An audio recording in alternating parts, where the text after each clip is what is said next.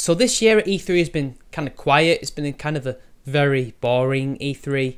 Apart from this, now what's happened is that there's a game called The Last Night. And the game, an independent game, an indie game, was developed by a man called Tim Sorrett. And Tim Sorrett has made tweets back in 2014 during, I guess you can hazard a guess as to which internet sensation, the internet event happened, gamergate. He made some tweets back in the day critical of outrage culture and social justice. And this game created a buzz. It was one of the few games that actually looked like it could get some hype behind it. And, well, somebody, one Zoe Quinn, was not happy about this because, remember, it's got to be all about her and the women's. So, what has happened is this. This guy made the game. The game created a buzz. Zoe Quinn is not happy about this because this guy is a problematic person. And she is, of course, a game developer. And as a female game developer, she is obviously oppressed when someone like this guy, a shitlord, or at least used to be a shitlord, gets to have his game get some hype and some praise and has some backing behind it.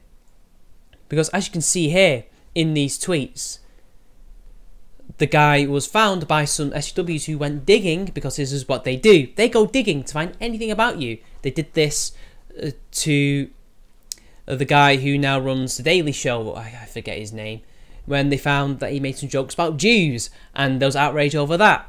And they've done the same with Sorrett, when they found out that he did tweets criticising feminism. And of course, Zoe Quinn has to make it all about her. Yikes! Make her a cyberpunk indie game. Totally cool with trying to ruin the life of cyberpunk game developer. Right. Who's this cyberpunk game developer who's trying to ruin the life of? You? And what cyberpunk game are you fucking making? You're not cyberpunk. You ain't punk. You're an idiot. And oh look, if you laid down with MRAs, abusive boyfriends... by the way, he didn't abuse her, Erin Joni. She's talking about Erin Joni. She abused him. She was the one who did the cheating. She was the one who did the manipulation. She knows this, but as all true cry bullies and abusive women and men do, they blame it on the other person. And literal Nazis, et al. She spelled et al. Wrong. You deserve fleas. Oh, well, I'm glad that we only deserve fleas. We MRAs, abusive ex-boyfriends, and literal Nazis, et al. I would have thought death. I mean, she used to say a lot worse things than that. And just for your information, she says, I am 100% for never letting it go when a developer participated in Gamergate.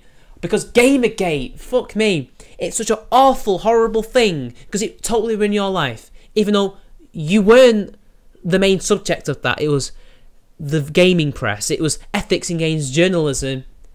That was the issue here, and you were called literally who for a reason. But I digress. In describing The Last Night, Sorrett declared his intention to create a cyberpunk world in which modern feminism won instead of egalitarianism. I find it interesting to show the danger of extreme progressivism in the background of the game, the characters and the story, wrote Sorrett. Finally, we'll have another take on the cyberpunk oppression instead of Big Brother 1984 HAL big companies. What if the surveillance, bullying and marginalisation won't come from governments but from the internet? Clearly, such a game doesn't jive well. And this, by the way, this article is from Emails Chong on Heat Street, as you can see. I know it wouldn't jive well because it literally reflects what she is, what her followers are, and what the whole movement is. And of course, gamers uninterested in or ignorant of Zoe Quinn's manufactured dramas shared their praise for the game instead. Tim Sorrett, hashtag last night is trending, 100k tweets, it's incredible, thank you so much, rip notifications. Apparently it better be good because it looks fucking ace. And even Rami Ismail, a fucking social justice warrior, pro-Islam idiot, is going, wow, amazing. Even he is saying that. But the thing is, Tim Sorrett really shouldn't pay, well, you'd think he shouldn't pay any attention to somebody like Zoe Quinn because she's just some person who made a text-based HTML game. She's clearly just jealous that this guy who is ideologically opposed to her managed to make a video. But believe me when I say this, this is not the only time she's tried to derail somebody.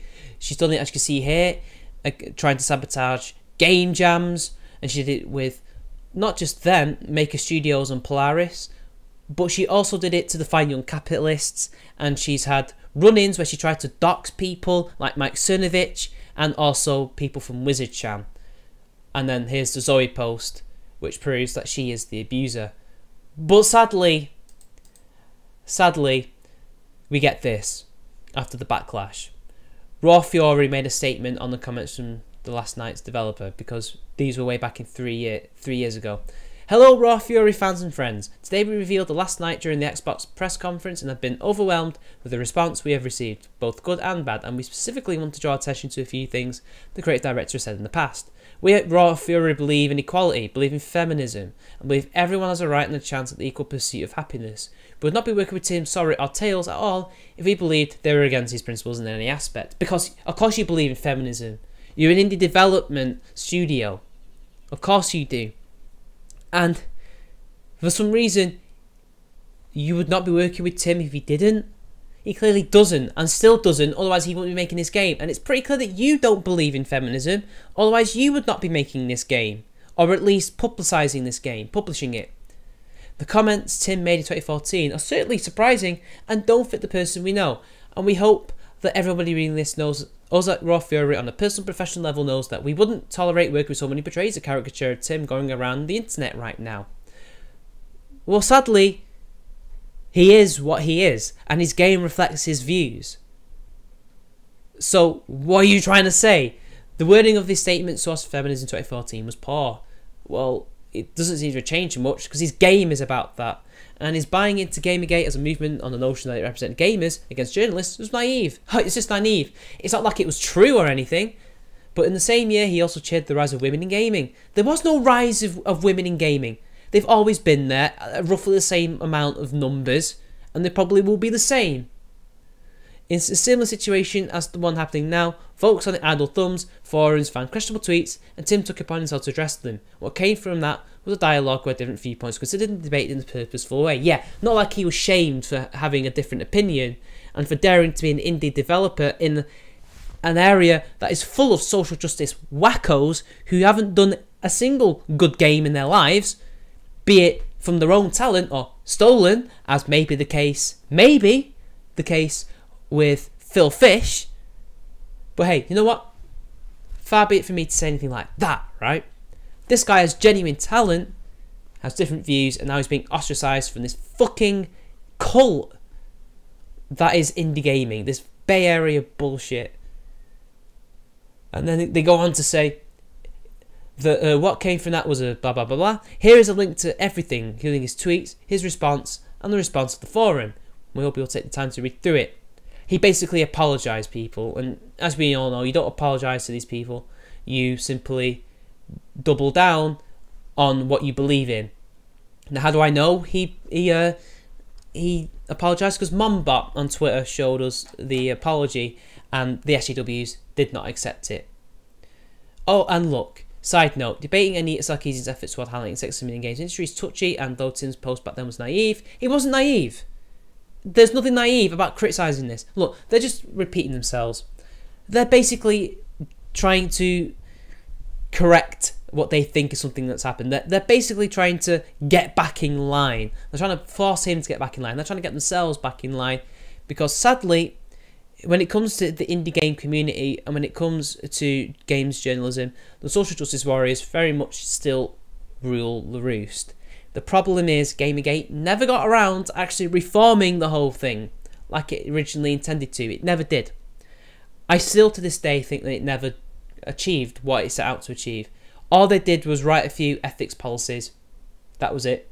They didn't. The same people are still around doing the same old things, demonising people, demonising gamers, and nothing's changed.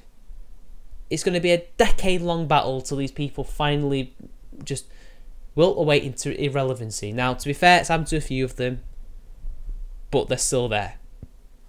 And I hope that this will be a lesson to people in the indie gaming community and also the press, and well, gamers already know this. We already know this. Never apologise to these people. Stick to what you know best. You must never apologise.